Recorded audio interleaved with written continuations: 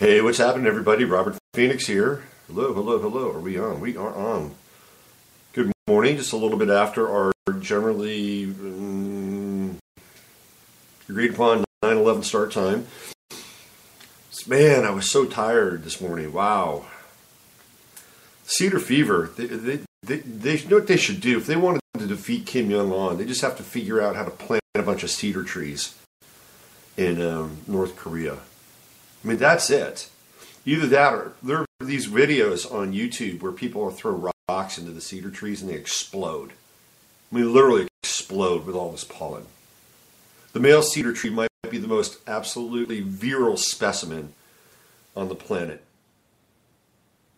If you just look at all the pollen that just becomes a cloud of fertile cedar spray going across the landscape and just touching the female cedar. I wonder if the female cedar trees get some kind of pleasure out of receiving the male cedar pollen. Do you think that's possible? All of a sudden, just, here comes the wind, and the female cedar trees. Ooh, ooh, ooh, ooh, that feels so good. And it's over and over again, right? It's every single day. So the female cedar trees might actually have the longest record for continuous orgasm on the planet. For like a month and a half, they're just, the female cedar trees, they're just coming every day. See, I can talk about this in the context of a tree. Nobody gives a shit. If this were about male-female relations, I mean, I could be on the hashtag #MeToo hit list. But I could talk about this because cedar trees are just erotic. Think of all that pollen just oozing off the leaves and hitting that female cedar tree over and over and over and over again. Anyway, they got to figure out how to get that pollen and just dump it on North Korea. That's the key. I'm telling you right there. That is the key, because these cedar trees should be on a terror watch list. I went to the Department of Homeland Security website. I went to the FBI. I didn't see any cedar trees. All these guys with names I can't pronounce, but no cedar trees. They're not like the mighty cedars of the Northwest either. But those cedar trees are something, man. You look at those and go, wow, that's a tree. These are like urban scrub trees. They're like the white trash of the cedar tree family. See, I can even like get kind of slightly xenophobic with cedar trees. Nobody cares. Although somebody who might love trees could text in and say, hey, you're anti-tree. You're one of those anti-tree assholes, aren't you? What would your planet be like if you didn't have any trees, asshole? No, I'm not anti-tree. Love trees. I'm just anti-cedar tree. I'm over these trees. Ah, yes. So we did the live stream last night, and that was good. It was a good show. Crisp 90 minutes. Got into a lot of good stuff. Looked at David Grohl's chart. By the way, we have a ton of Capricorn going on. Woo! A lot of Capricorn. We got a super stellium Capricorn right now. Capricorn alert. Sun, Mercury, Moon, Pluto, Saturn, Venus. Venus is ahead of the crowd, though. Venus is out in front of the sun. The moon's at 9 degrees right now, and I believe Mercury's at 8. And the sun is kind of a little bit more out there in the 20s, since we are deep into Capricorn now. 7 days, and we move into Aquarius. What a beautiful sign Aquarius is. Do you want to hear one of my pet peeves? I went shopping on Saturday. And I went to Costco. I'll share 2 Costco stories for you. And both of them Well, one of them has my pet peeve, and the other is just a kind of a heroic notice for the common Joe or Josephine, which I'll talk about. Here's one of my pet peeves. You go to a shopping center, and the parking is tight, and you're kind of... By the way, I've got great parking karma. If I could bottle one gift in this lifetime to give to somebody, or at least have a seminar, a webinar, be on parking karma, I could charge $1 million for the parking karma. I get parking pretty close every single time. Part of it is the audacity of it. So there are a couple things about parking that are really, if you want a good parking spot, and I learned this a long time ago from Ruth Montgomery. And there was this guy that she interviewed. He always got great parking spots because he always felt like he was going to get one. And so I took that and I just built that into my belief system, and that's true. But there are also other things that can be connected to that. First of all, I'll give you some parking tips. If you go into a parking lot, okay, and you have the choice of going left or right, always go left. Because most people are right-handed, and they essentially just check in to their right hand, and they just turn right because they're right-dominated. And if you go left, there's a really good chance, if you can go left, there's a good chance you're going to find more spots. It's just one of these unconscious things that people do. They go to the right because they're right-dominated. So if you want to increase your chances, go to the left. That's number one. Number two, always try to go to the front. Just say, I'm going to the front. There's a spot there for me. So left front. And then, of course, you have to be really, really clever, too, at times. Because the competition for parking spots is fierce. It's about as fierce as getting your kid into private school. So here you go, parking spot, looking for it, and you got to go real slow, and you got to have good eyes, and you got to you got to slow down. Got to slow down. Just a little bit slower than everybody else, and then all of a sudden in the corner of your eye, you'll see somebody, boom. And it's a timing thing. It's a timing thing. You're like, okay, good. Now here's where the pet peeve comes in. You've got it all lined up, and then there's a car, and the brake lights are on. You know where I'm going with this, right? So it's like, okay, you take your hands, and go, oh, man, I got this. I'm really close. It's great, great, great, great. And you sit there and you wait, and you wait, and you wait, and you wait, and the brake lights are on. Sometimes you can even see exhaust coming out of the back of the car, and you're thinking, they're going to pull out.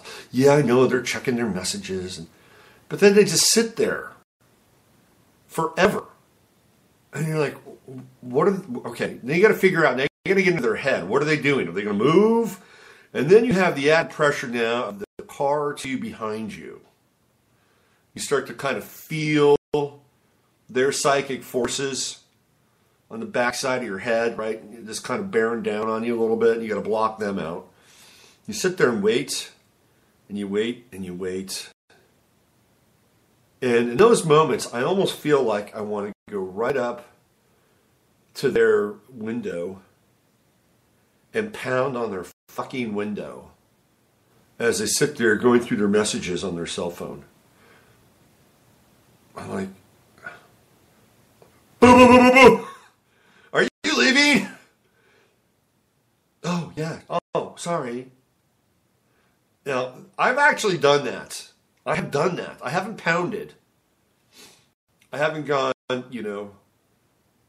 full total parking lot rage. But I've gone up to the window and I've said, hey, are you leaving?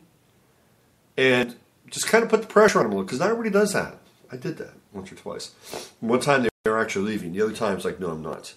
But here's what really bugs me. Okay, if you're going to sit there and do that, get your foot off the parking brake. Just get it off. Put your car in neutral, right? Just put your car in neutral. And then not the parking, your foot brake, because that's what happens. You sit on the foot brake. Or some cars, you just automatically start up and the lights are on, which is a whole other thing. Just figure it out and don't mess with the other people in the parking lot. And here's the worst part. This is the part I totally hate. Is you sit there for a long time because you want that spot. And then, whether it's too many cars behind you or you're just tired of waiting, you pull out. And then out of the corner of your rear view mirror, you see them back out. And you're like, that's sadist. That's sadist. I wonder if there are people that do that. I wonder if there are people that just like sit there with their brakes on and just kind of taunt people until finally they pull out, and then they pull out, ha ha ha ha ha. Gotcha. I don't think people actually do that, but I'll bet you, because we are such a fascinating species, that there are at least a few people in the world that actually do that and fuck with people in parking lots. That's my pet peeve. If you're on your phone and you're talking or checking your messages or looking at where you want to go next, please make sure your brake is off or your light is off. Or those 30 seconds or minute or 2 minutes or 3 minutes, whatever, is it really going to kill your cell phone to not have your car on so that the rest of us can blissfully drive by you while your really important fucking day gets sorted out? Can you just do that for the rest of us? That's kind of in the same place that I have the gas station line peeve. You've seen these people at gas stations. They park their car at the pump, and then they go shopping for a week inside the mini mart. I mean, like, what is up with that? They go in there, like, okay, I'm just going to do this. And I've seen this before. They go in, they park their car, they go in, they do their shopping, and they get all their garbage at the mini mart, because we all know that the mini mart specializes in high quality items. And then they come out. When they finally pump their gas, and then I see them go back into the mini mart. And it's like, you got to be kidding me. And there's nobody else in the car. You can't. It's like you just sit there and watch them. It's like, man. Sometimes this species has its head up its ass.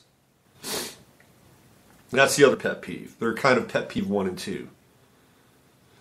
The mini mart shopper, refueler, and then the itinerant foot on the brake in the parking lot person who never fucking leaves. Or leaves just as you go by them. All right, those are my 2 pet peeves of the day, and also the cedar pollen. I'm just here to channel angst on your Monday. If you're not feeling great today, if it's a tough Monday for you, just get on board. I'll take care of you. We're just going to vent vicariously today. Now, I am going to be a bit more positive in this context. I was at Costco. And you know who I really think should be nominated for sainthood? It's the women who work in the Costco. And it's women. I never see men. Okay, so I'm going to say women. And if you want to, hit me with your arrows of condemnation, I've got a big target on my chest. It's women. I've been shopping at Costco for years. Maybe I've seen one guy in the clothing section.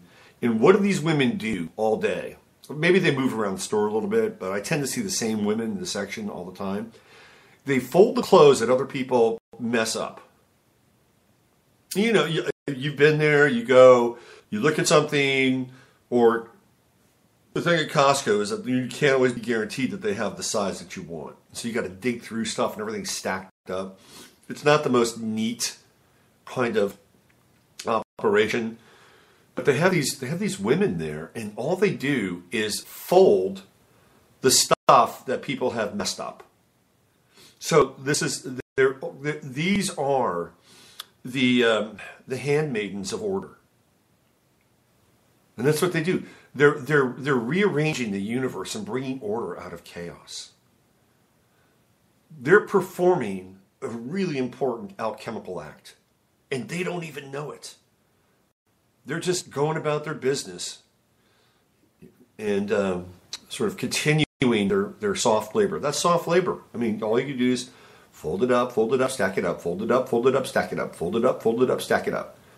And there's always something to do because the universe becomes disordered in that part of the world. And it's not just the men's stuff, it's the women's stuff, it's the kids' stuff. I just got to bow to these women at Costco because that's all they do pretty much all day long.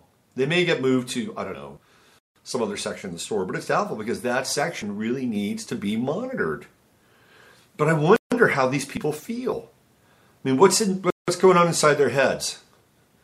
You know, how do they kind of get into this place where they're dealing with the monotony of folding yet another flannel shirt that, you know, some 300-pound guy tried to find the triple XL and he couldn't find it, and meanwhile he destroyed a couple of stacks in the men's section at Costco. I don't know how they do it. And what do they dream about? I actually asked one of them one time. I asked him, do you ever dream about folding clothes? And she was very honest. She said, yes, I do. I have dreams about folding clothes. Think about that. So today we honor the women and men in all clothing sections across the planet who are bringing order out of chaos, putting garments back on hangers, folding shirts and sweaters and putting them back on the stack. Yes, we honor them today. On this day, Martin Luther King's birthday, I have a dream. I have a dream that all the people who are folding stacks of clothes all across the world, in Costco's and more, I'm not asking them to be liberated. I'm not asking them to be free. Because if they are liberated and free, that means a robot is in there folding those damn clothes. And we're not ready for that. But what I am asking for is, when you're in their presence, just take a moment, and even silently, just thank them for what they do.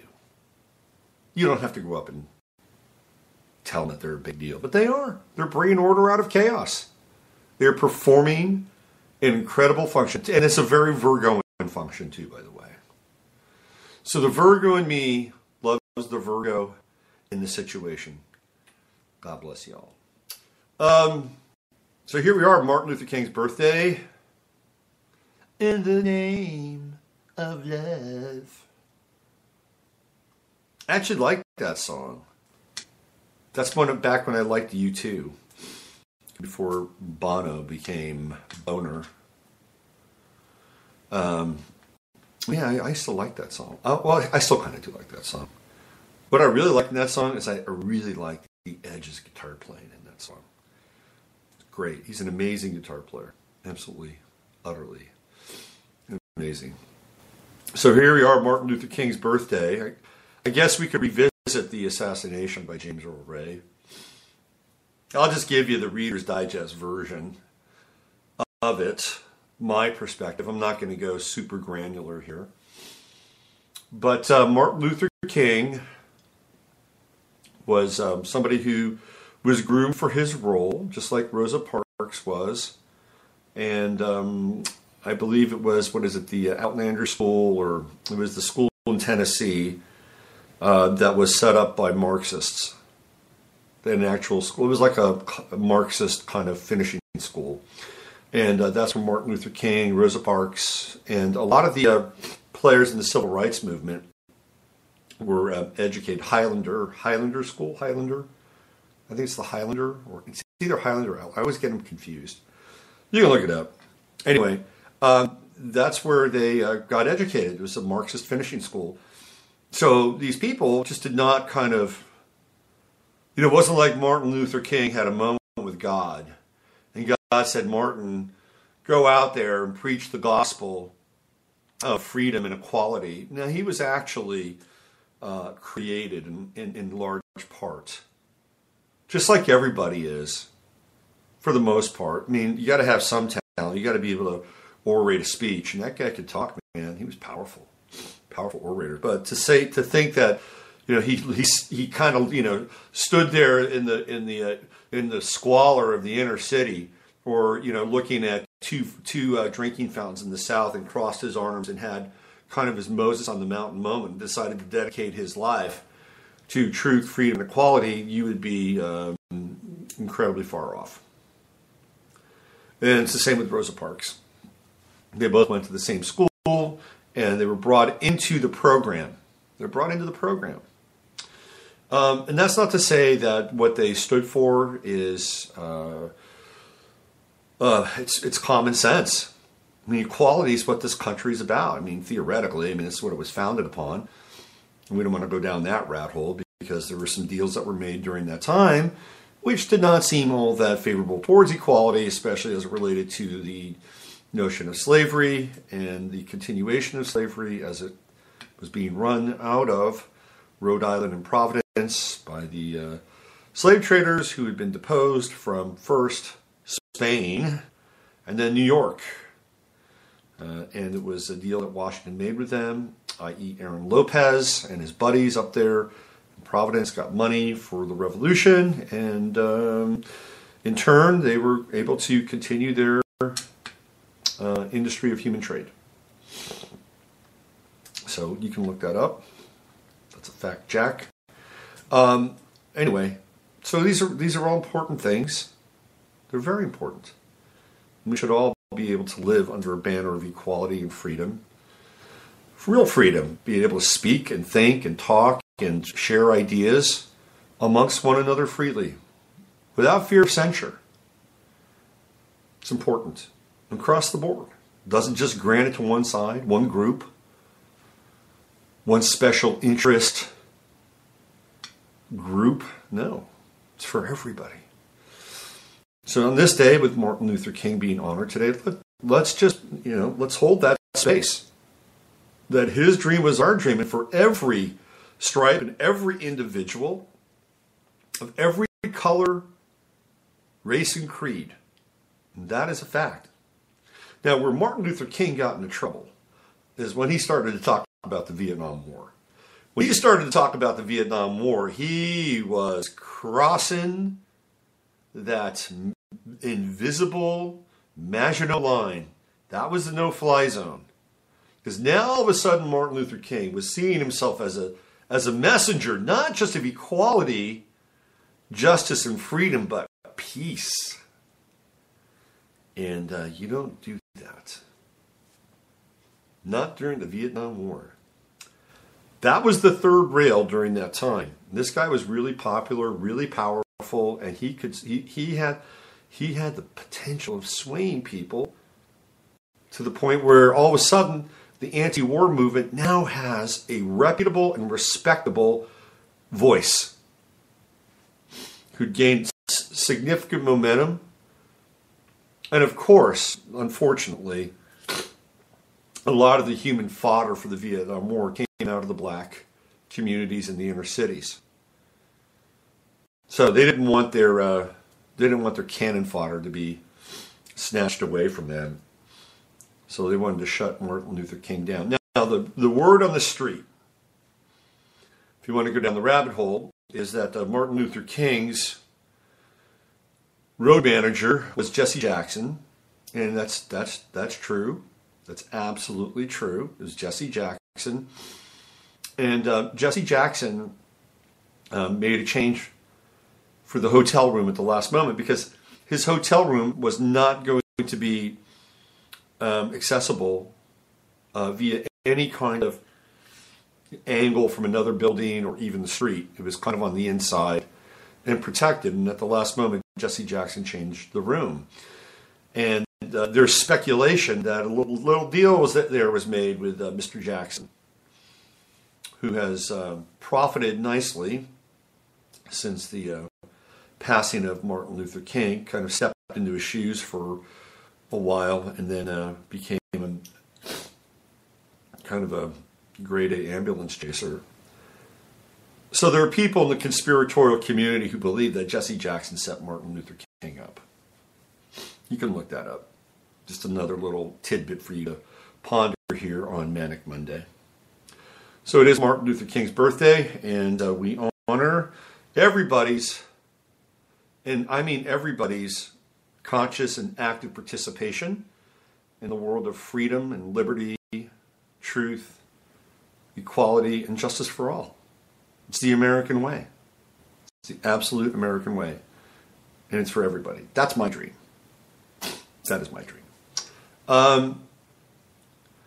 So a couple of things I wanted to cover today, and it's going to be kind of a short show because I'm super busy with the reading side of things. But one of the things that really caught my eye is a story that is on Sputnik. So people ask me, well, what can we do? What can we do? What can we do? What can we do? How can we change the world? How can we make a difference? How can we make a dent? Okay, well, first of all, you're going to have to get your body in shape. You're going to have to get your body in shape. You're going to have to get your energy up. Because change does not happen without energy, or transformation doesn't happen without energy. Any concerted effort cannot happen without energy. If you're without energy, good luck. Good luck. And it's difficult because the 49 states have rampant flu. Now, theoretically, that will dissipate and we'll get well again sometime by July. At that point, it's like, okay, well, how do I move through my life? And since I become, as conscious and aware and red-pilled as I can, what can I do? Well, I put up an interview with Catherine Austin Fitz on the Facebook page, and it got a lot of really great traction, and people were very into it because, she's not everybody's cup of tea, but I think she's got character. She's really got character, and she's gone through kind of a religious transformation, and inside of that religious and I say religious, / spiritual. I put the religious before the spiritual because it's more kind of exoteric, meaning more orthodox than some of the crazy stuff I talk about. But that said, as a result of that, she looks at the choices she makes and has been making. Do you choose, or does she choose, something that validates spirit, or the spirit of God in and all through things, men, women, children, everything? Are the choices she makes going to represent that and embolden that and anchor that, or does she make choices that are contrary to that? And it really comes down to that dialectic.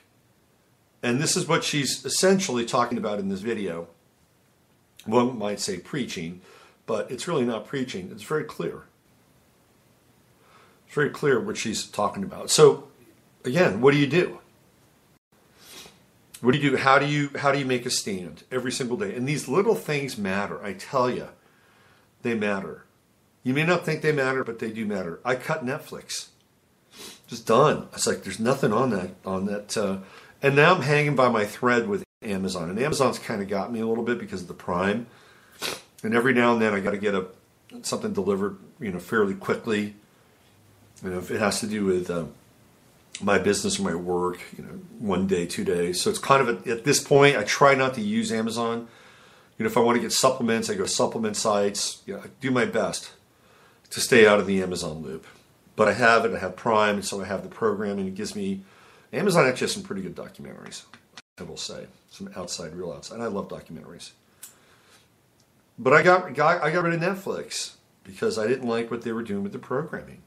And I'm not the only one. And at some point, if enough people decide that they want to pull out of the Netflix matrix, guess what will happen? Well, they're going to start to lose money. And they're going to say, well, gee, why are we losing money? Why are people unplugging? Why are people pulling out? Because it's your content that you're foisting upon us and taking 98% of the dollars that go into your business to create, on the content side, not about paying bills and paying all the other stuff that goes along with Netflix. After all that's done, 98% of the money that's set aside for content goes to content creation and about 2% for content acquisition. And you've seen what Netflix is creating. Sometimes they create something interesting.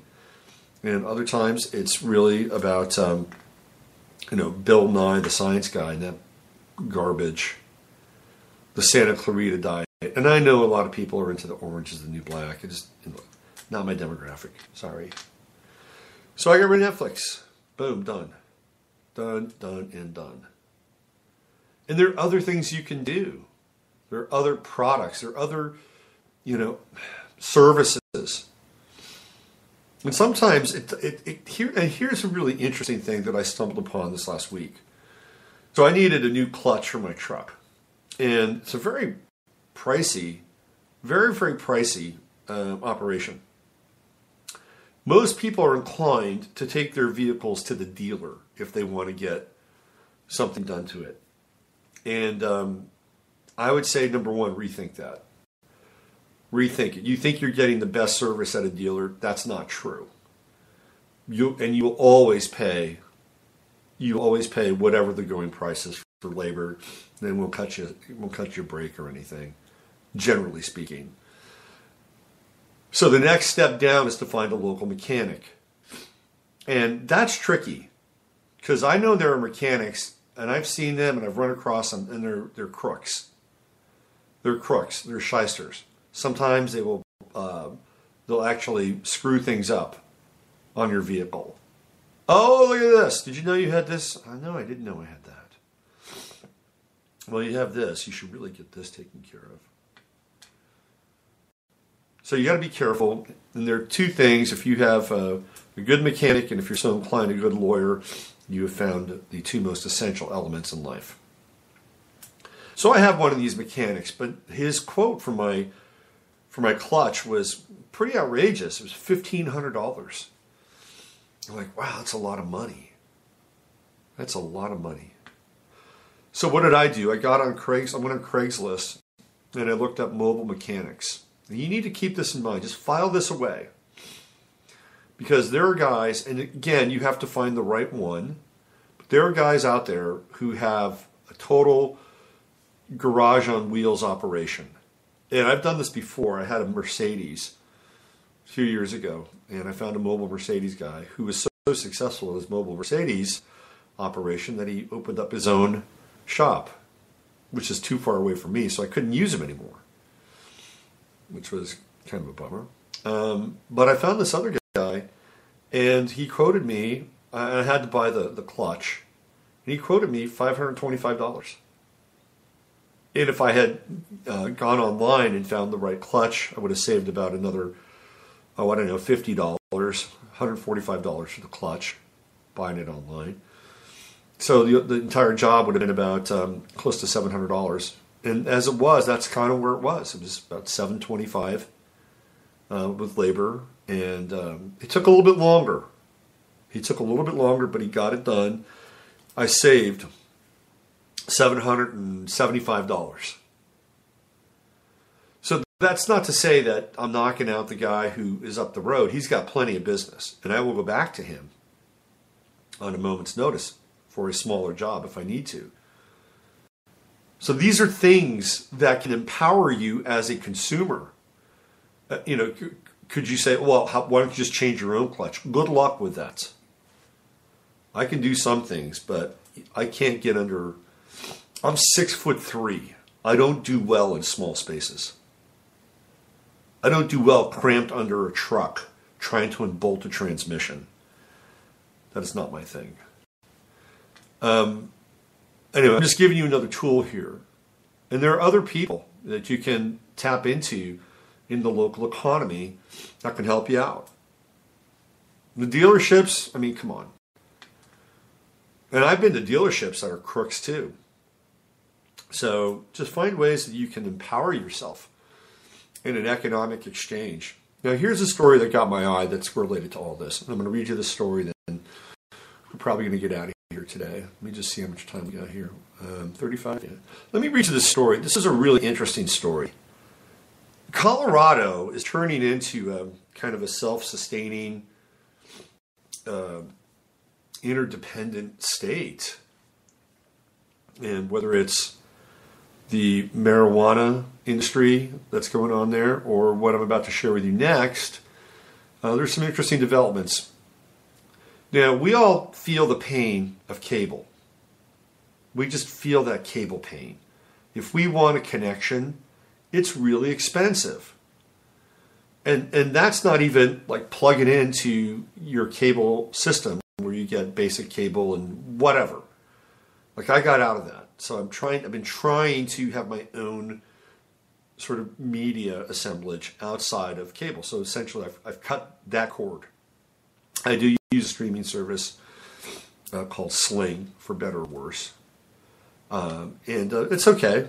I get Turner Classic Movies, and if I had if I could have one service where I could have access to thousands and thousands of documentaries, thousands and thousands of feature films, and sports, I'd be happy.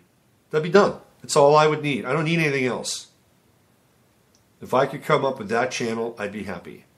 And so, it's about mixing and matching with what you got. Anyway. So we have these giant broadband providers who charge you an arm and a leg, and they have absolutely zero competition. Zero. They're like these super viruses or super bugs that you pick up in a hospital, and they have no competition. In this town, in Austin, we have Time Warner Cable, now Spectrum. And we have a couple of smaller broadband providers who apparently are crap. And then you could go with DirecTV, or you can go AT&T and get I think AT&T still has the DSL, if I'm not mistaken. And now Google has come to town, but not all of the town, certainly not where I am. So what we have here is we have a monopoly. We have an absolute monopoly. And I really think that, like Time Warner Cable, do they produce their own content? I know they have Time Warner Cable News, because I've watched it before. It's a 5-minute program that loops over and over again. Do they create their own content? I would say the answer is no. Does Cox Cable create their own content? Maybe, but I would say by and large the answer is no. What they're doing is they're providing the pipeline. So I would actually begin to view that Time Warner and Spectrum and Cox and all the other internet providers, the ISPs, I think they're public utilities. I think they're the new phone company. I mean, we get our phone service through them now, correct? We get our VoIP through them. So technically speaking, they're like the new phone companies. They're public. I think they should be regulated as public utilities. That'll never happen. Maybe if Bernie Sanders became president, it might. But I think it's and if they were public utilities, then there should be ceilings on what they charge, so that everybody can have affordable access to it. By and large, boom, there you go. So this is coming out of Colorado, and I think this is probably not the norm, at least, but gives us an idea as to what can happen and what we're capable of if we align ourselves in the right direction against the right forces. So for-profit broadband feels the heat as U.S. towns build their own gigabit networks. I'll read on. As unregulated telecommunications giants in America clamp down on internet connectivity, broadband access is fast becoming an increasingly expensive luxury for many. It's true. But some towns are fighting back. The U.S. internet service providers, ISPs, including Comcast, AT&T, and Verizon, are notorious for spending more money on successfully lobbying to kill local competition than for improving infrastructure, particularly in low-income and rural areas. They don't want the internet in rural areas, by the way. They don't want rural areas. They don't want anybody living in rural areas. They're going to move them off the land and get them into the big mega cities. U.S. Internet okay, so many new laws boosted by for-profit ISPs on Capitol make it very difficult for small communities to legally organize their own high-speed internet, and in some cases outright ban the ability of citizens to improve data transfer speeds and access to vital online services. So once you're in, you're in. You can't do a damn thing about it. You're beholden to their speeds, et cetera, et cetera, et cetera. The big ISPs appear to be able to have their cake and eat it too, according to TechDirt, refusing to upgrade networks in rural and poor neighborhoods while spending millions of dollars to actively prevent these towns and communities from improving their online lots. Citizens in several Colorado towns, however, are taking advantage of a 2005 state law to create a referendum that allows for small, underserved communities to legally install their own high-bandwidth fiber optic networks. And ISPs like Comcast and CenturyLink are cooking up expensive and misleading marketing campaigns in attempts to prevent the grassroots moves. That's interesting. As widespread frustration mounts against the big ISPs for their routinely substandard broadband and notoriously unhelpful customer service, over 100 towns and cities in the Centennial State have voted recently to fund the construction of their own high bandwidth and gigabit networks. How about that? 100 towns and cities in Colorado voting for this. Good for them. In late 2017, the city of Fort Collins voted to begin the creation of a community-run broadband network, fighting a threatening ad campaign by the big ISPs claiming that locally funded and managed networks would cause their cities to fall apart. Because those cities were falling apart before the internet ever came to town, right? They were in dire shape, cited by TechDirt. On January 2nd, 2018, the Fort Collins City Council voted unanimously to fund an inexpensive online network that will offer gigabit fiber optic broadband to the city. If I had an applause sound effect, I'd hit it right now. Last night's 3 unanimous votes begin the process of building our city's own broadband network, said Glenn Akins, a Fort Collins resident who assisted in leading the pro-municipal broadband campaign cited by Ars Technica.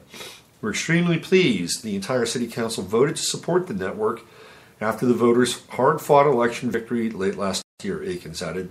Locally sourced networks offer an alternative to unregulated for-profit U.S. telecom companies and provide the promise of broadband pricing and performance on a par with Europe, most of Russia, and almost all the developed urban areas in Asia, according to reports. So there you go. This is the people are striking back.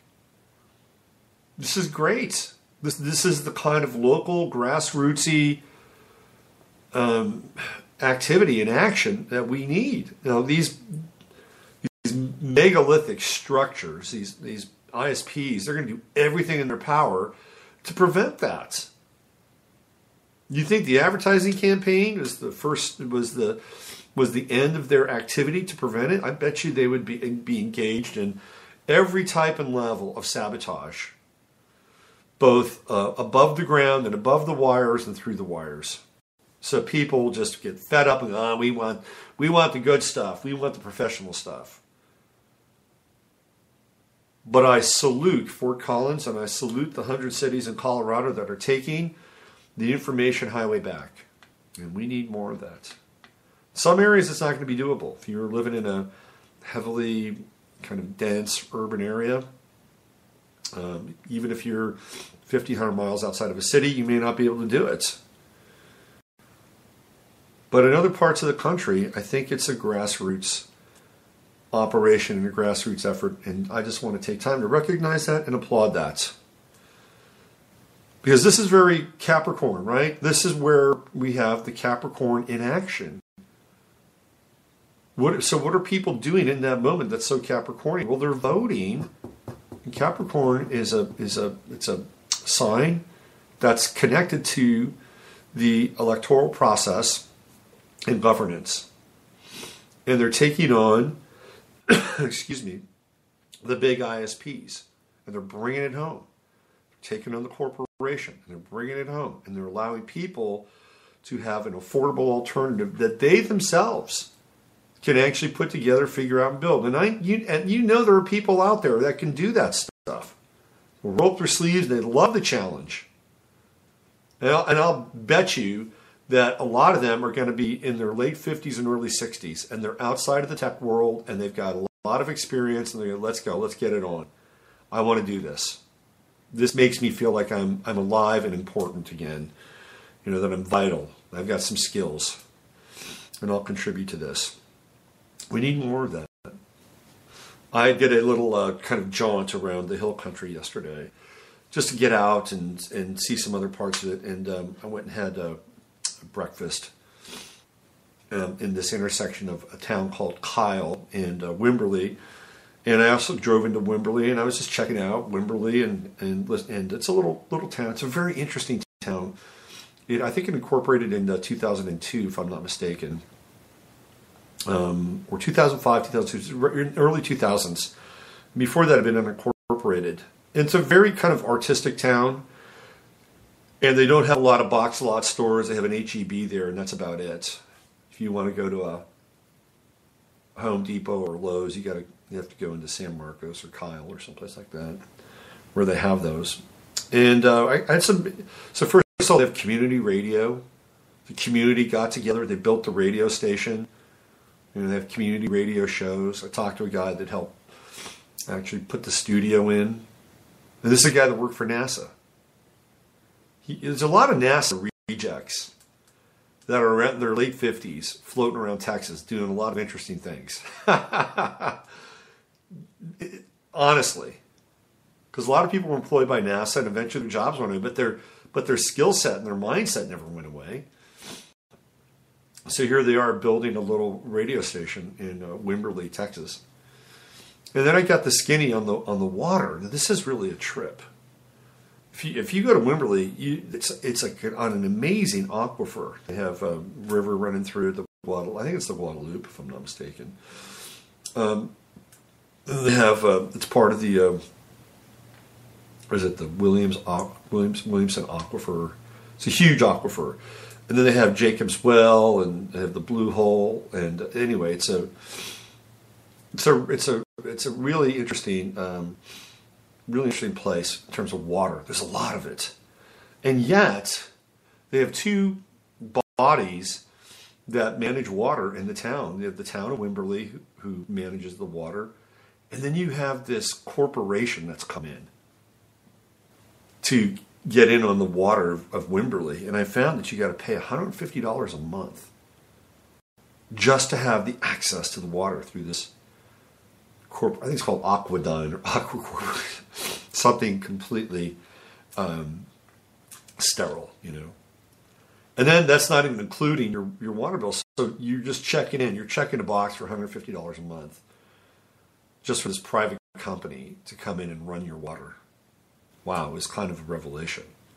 I was surprised that this town would allow something like that. But I think for certain elements of growth, you almost have to do it. Maybe, I don't know. I'm not going to check that box. But it was fascinating. It was a fascinating discussion to see how in one town you could basically be 4 or 5 blocks away, and you're paying a corporation to run your water, privatized water. And that's what happens with privatized water. Look, it's $150 a month.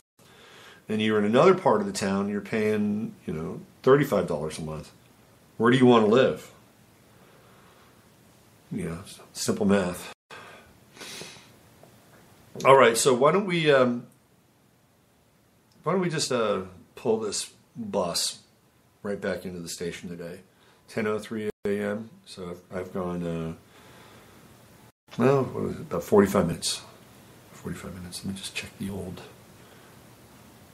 DJ console. Yeah, 49 minutes and 10 seconds. A little bit longer than I wanted to, but hey, sometimes you just get rolling and you got to unroll and unwind. So let us salute the people of Fort Collins in Colorado.